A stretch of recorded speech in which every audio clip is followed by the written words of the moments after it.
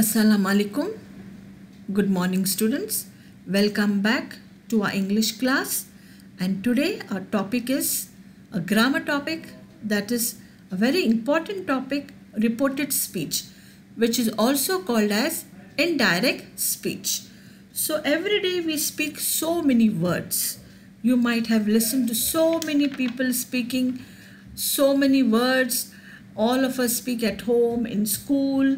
Lot of communication is going on everywhere. So reported speech is just what you have already spoken. Someone has spoken, somebody has told you something, you are reporting it to somebody else. You might have listened to the television news reporter. Nowadays, you might be listening every day.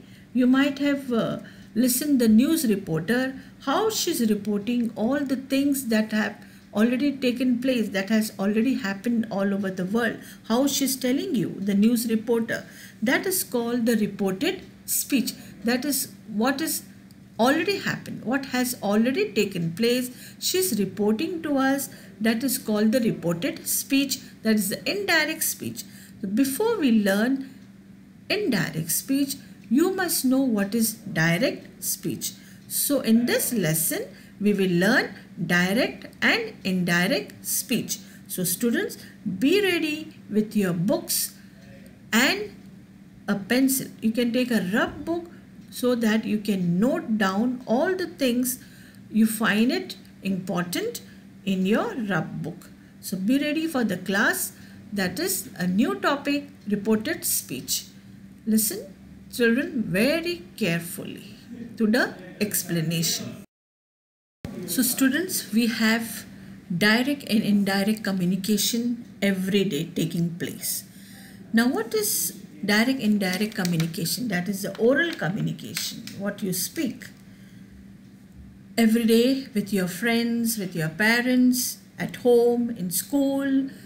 So we have lot of oral communication going on. So oral communication can be direct or indirect. Now what is oral communication? It can be face to face, talking to your friends or your mom and dad. It can be public speaking or telephone or mobile communication going on. You speak to your aunt, your friends, to mobile.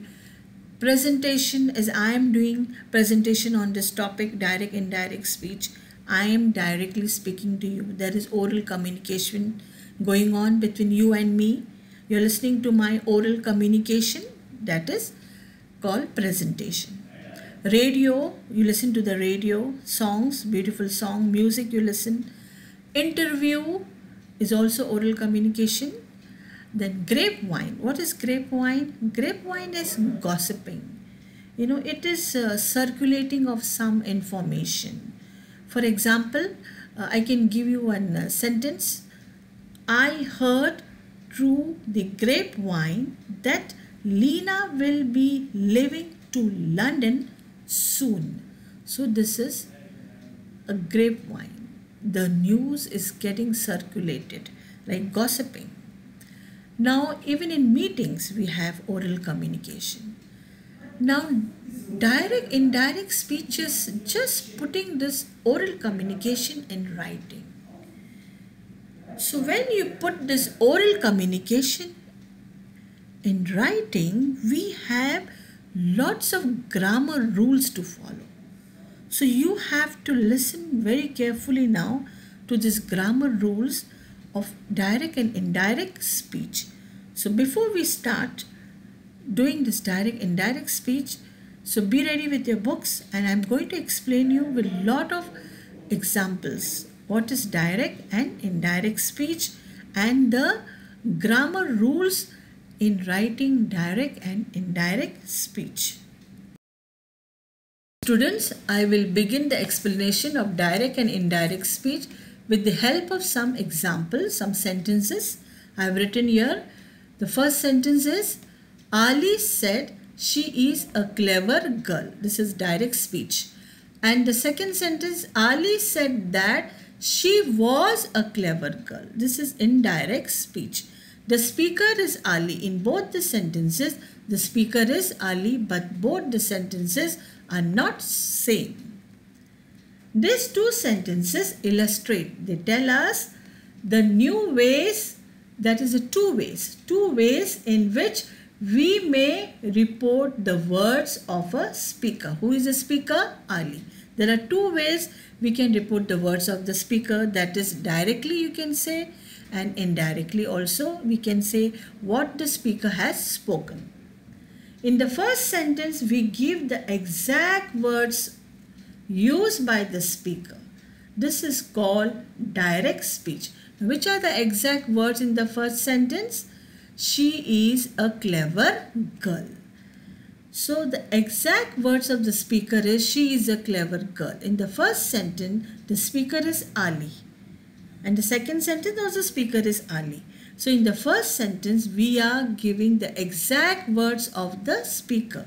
She is a clever girl. That is called direct speech. In the first sentence, said, the verb said is called the reporting verb. Said is called the reporting verb, and she is a clever girl is called the reported speech. In the second sentence, we do not give the exact words of the speaker, but give only the substance. Substance means the important message of what he said. Who is this he? Ali. What he said, we only give the important message.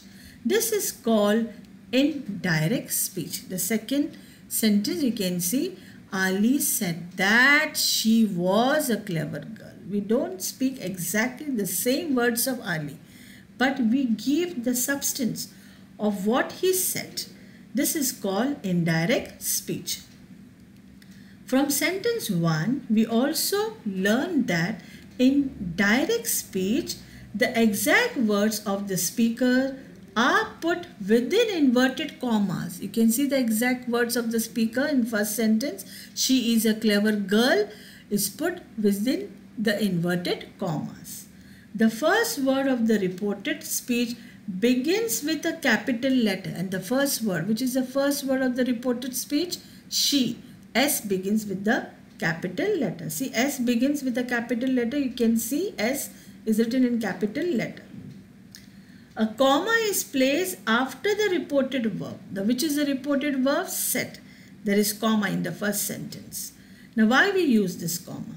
A comma is placed after the reported verb to separate it from the second part of the sentence. Now, what is the second part? Which is the second part of the sentence? In sentence 1, she is a clever girl is the second part of the sentence. Ali said is the first part, and second part is she is a clever girl in sentence 1. The second part of the sentence is separated by a comma after said. After said, we use a comma to separate the second part of the sentence. She is a clever girl. A comma is placed after the reported verb to separate it from the second part of the sentence. From sentence 2, we learn that in indirect speech, that is sentence number 2, indirect speech, the reported words, which are the reported words, she is a clever girl, the reported words are not placed within inverted commas. There are no inverted commas in the second sentence. Did you see? She was a clever girl. It has changed, and there are no inverted commas. No comma is placed after said, and after said there is no comma. After the reported verb said, no comma is there. No separation is done. The reported speech is introduced by the conjunction that. Now, which is a reported speech? She is a clever girl. Now, this she is a clever girl, a conjunction is placed before the reported speech. That means the reported speech is introduced by the conjunction that. Now, the verb, which is the verb here in the reported speech, the verb is. The verb is changed into was. The tense of the verb in the reported speech is changed from the present tense to the past tense. In the first sentence, she is a clever girl. In the reported speech, the verb is changed into was, into past tense. She was a clever girl in indirect speech. So this is the rule that is used.